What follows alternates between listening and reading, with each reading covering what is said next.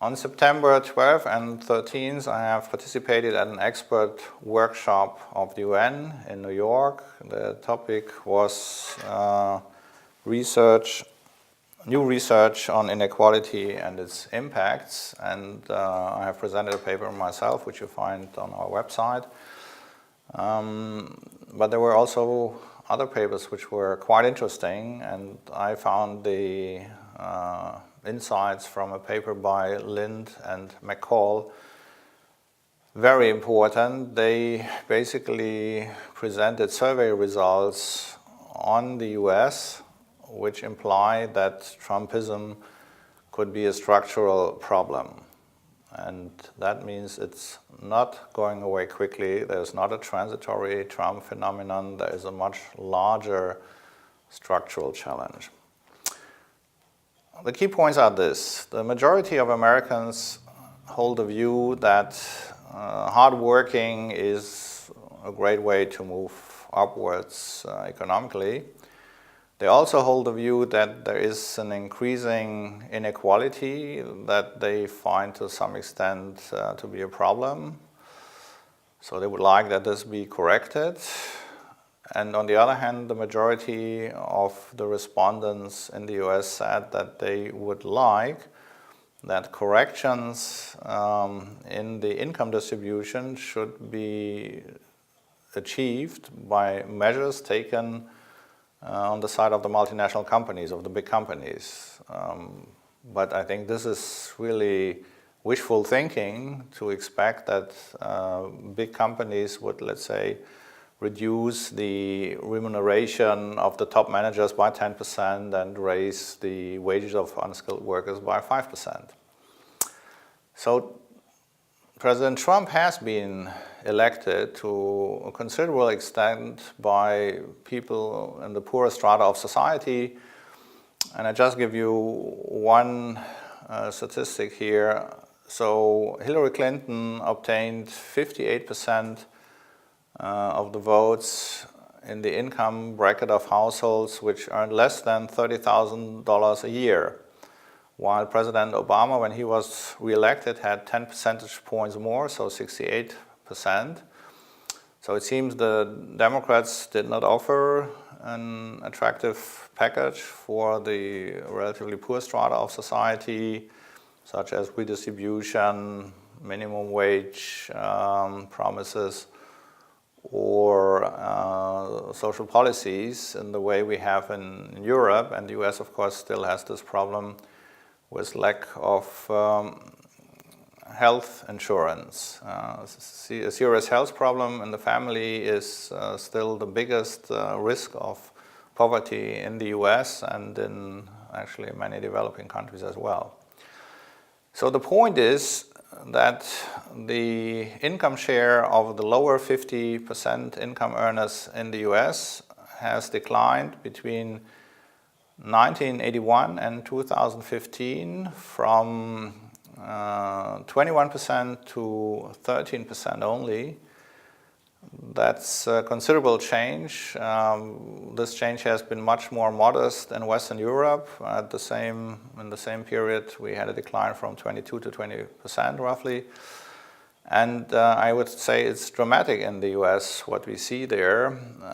It's maybe was not such a big challenge for the politicians as long as there was high economic growth, but after the banking crisis, there was a period of more modest growth, and it's obvious that President Trump has accelerated economic growth through expansionary fiscal policy, which is very unusual. It's the strongest fiscal policy expansion since the Eisenhower years, and that's certainly not in line with conventional wisdom of economists that you should stimulate with fiscal policy measures an economy which already is in an upswing is certainly counter to the conventional wisdom. It's not a good idea because it raises the debt-GDP ratio, and later when the recession comes, then there is not much room for fiscal maneuvering. But that's part of this populist agenda. The populist agenda, I would say, is anti-immigration. It's protectionist, it's anti-multilateralist, and in the end it's also nationalist. And there is a big risk that from the US there could be impulses for no longer supporting regional integration, for instance here in Europe, and actually for a much diminished role of international organizations. Of course, Trump has emphasized that he would prefer bilateralism, but that, if you combine this with increasing protectionism and nationalism, what you get is a world full of new conflicts. It would bring back, basically, I would say, to the late 19th century, of course, with some different superpowers now, because that would be the US, China, as new important players. So I think if this Trumpism is not a transitory phenomenon but a structural phenomenon, that's then a very big challenge for the US, for China, for ASEAN, and so on. And I think it is a structural challenge because the drivers of inequality are not going away. It's to a large extent the expansion of ICT, which means we have a skill-biased technological progress.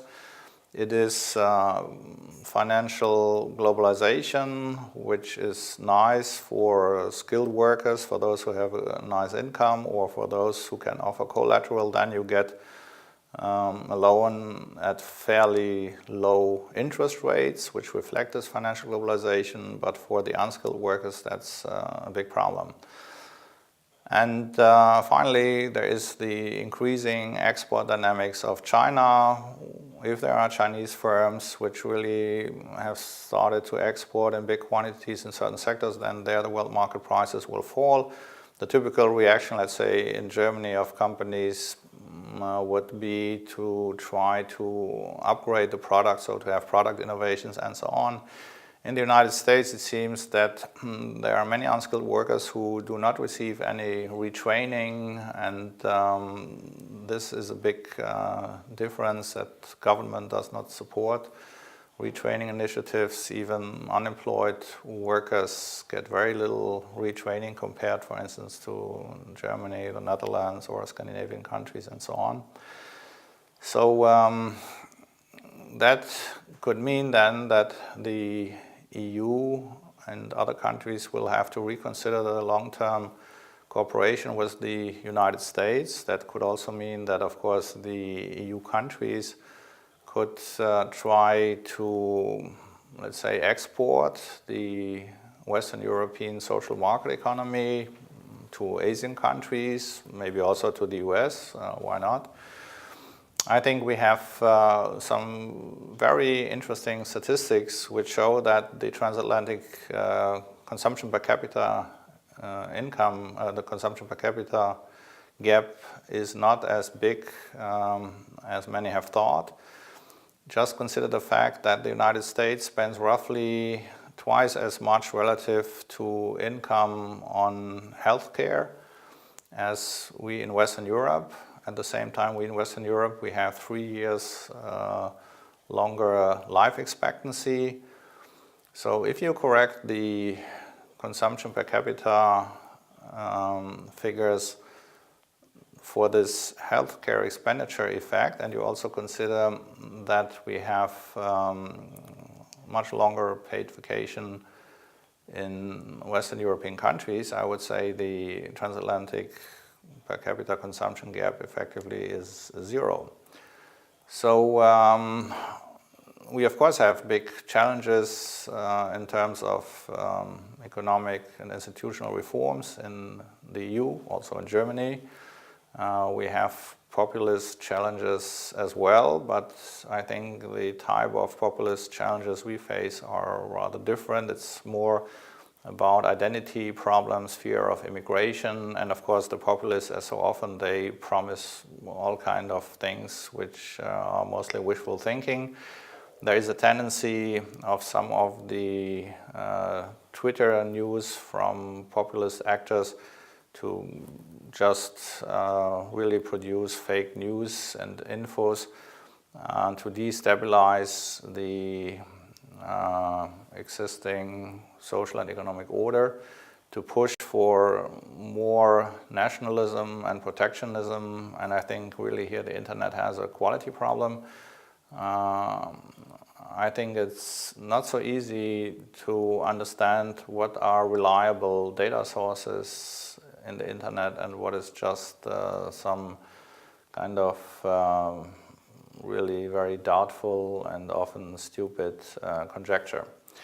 So scientists should get involved more actively, I think, in bringing high quality information to ordinary people. We, the scientists, we, the economists, we should try to speak in a language that can be understood more easily by a broader strata of society. So to sum up, the United States, I think, has a structural populist problem, and we should take this very seriously. It has enormous consequences. There are enormous risks that the post-war global economic and institutional order could be undermined from Trump and his successors.